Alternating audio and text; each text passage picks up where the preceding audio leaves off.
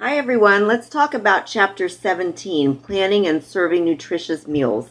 This week I included two YouTube videos. The first one is about family-style dining and how that looks in several early childhood programs.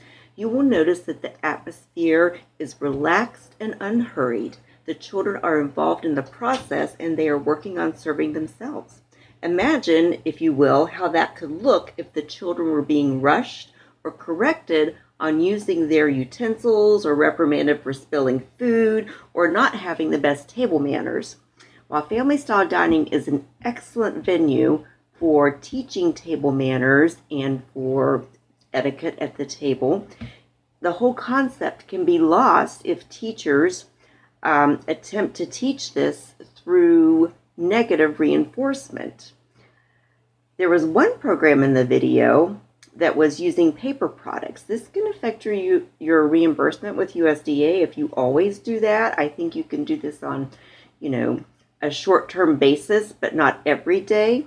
Additionally, I would strongly encourage you not to use styrofoam products because these are a choking hazard for young children, because if children bite off a piece of that cup, then it certainly becomes a choking hazard for them. During one of the mealtime observations I was doing, I started a tally of how often one particular teacher was reminding one-year-olds to use their spoon. Use your spoon, use your spoon, use your spoon. And that's really the bulk of the conversation that she had with these children during the meal service. And while it's important to teach them to do that, and they need reminded, to chronically say that throughout the whole meal service is really not productive, and it doesn't make for a positive experience at all. So during her debrief, when I presented her with the total number of times that she said it, she was stunned. And thankfully, we both came to the agreement that it just really wasn't a great experience for the children or for her, and she wasn't getting her point across anyway because they weren't listening to her. Some of you mentioned that one part of your job that you loved was feeding infants and toddlers, and you even went on to say that you like to have background music playing during meal times.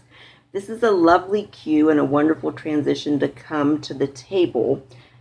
Your music should be played at a low volume, and it shouldn't be very active. It should be relaxed, so this makes classical music a great choice for meal times. And you also have the added benefit of teaching children about classical music. I mean, imagine one of your toddlers saying, "Are we listening to Vivaldi or Bach today? What's it going to be?" So that's some great programming there. You have some very helpful suggestions on page 445 of making mealtime an enjoyable experience, one of which is encouraging social interaction.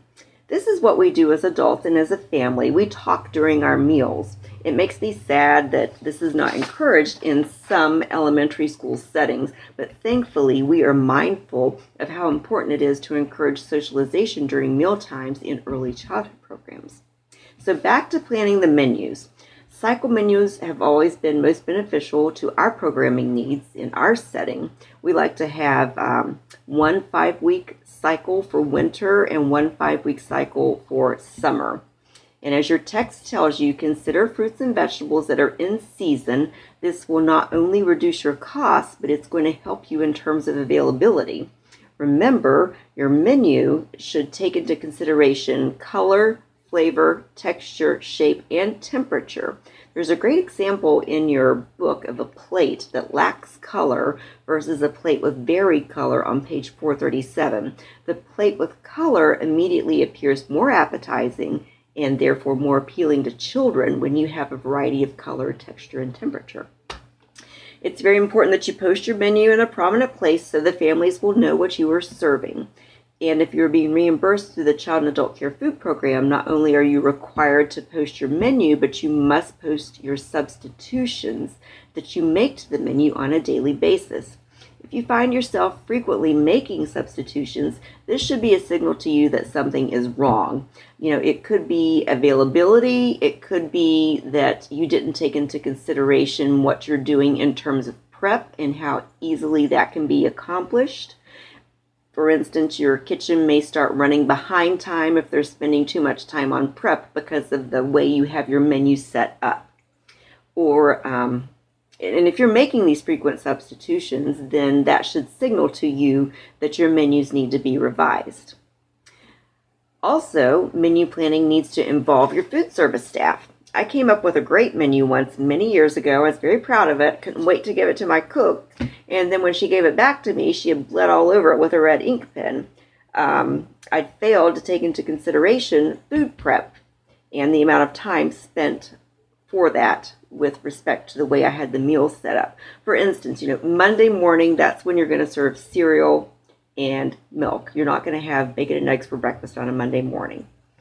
Additionally, if you are using the oven primarily for one meal, then you should be mindful of continuing to use the oven throughout the day. So you wouldn't want to have a meal at breakfast where you use the oven. Again, at lunch you're using the oven, and for a snack you're using the oven again. You want to use a variety of your equipment. So for instance, you would use your oven, the cooktop, and then maybe do prep for a cold food product for the afternoon snack. So next, Chapter 18, and food safety. Your second YouTube video addresses the life-altering impact one family had, all because of a sandwich. Children, the elderly, and pregnant individuals represent the population of people most at risk when it comes to the effects of food poisoning. If you are managing a food service operation, I strongly encourage you to make your frequent stops in the kitchen throughout the day so you'll be reassured that your food handlers are providing the most sanitary food service possible. And yes, I know I've mentioned this to you before, but in my last role as Child Development Center Director, prior to the food carts leaving the kitchen, I would go into the kitchen and inspect the food carts to make sure that they were in compliance as far as addressing all of the needs of children who had food allergies, that the food was cut up in appropriate bite-sized portions, and they were serving the food in accordance with the menu that was posted. Also, your teachers, you need to minimize your traffic in the kitchen. Your teachers, for the most part, they do not have any business or any reason to be in the kitchen. I had a parent on my parent advisory council,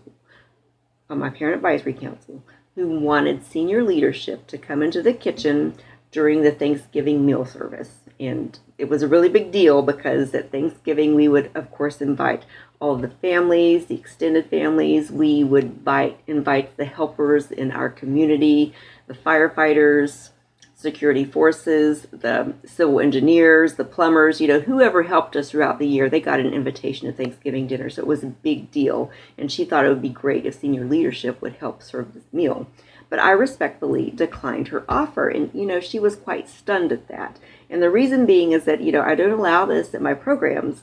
The more people you have in the kitchen, the greater tendency you have to visit and socialize. And when you visit and socialize, you are more prone to making mistakes with respect to what you're supposed to be doing.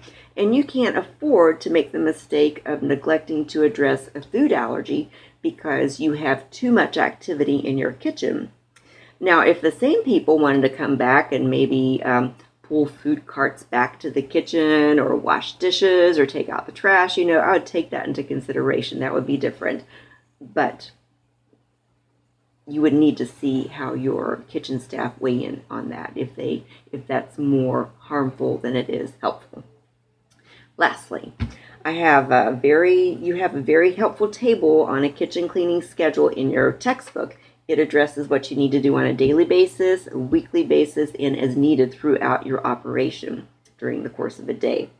If your program can afford it too, in addition to what they are recommending, it would be very beneficial to do a quarterly deep cleaning or a semi-annual deep cleaning of your kitchen from a private company. The sanitation evaluation in your textbook is really beneficial as well. The particular checklist could benefit from being separated into daily and monthly components. So a great example of something that you would check for on a daily basis is the temperature of your appliances. Your freezer needs to be at 0. Your refrigerator needs to be at 40. So when you're doing your morning walkthrough, when you open your building, you want to check your temperatures first thing And you want to check them again at the end of the day to make sure that they are still in compliance.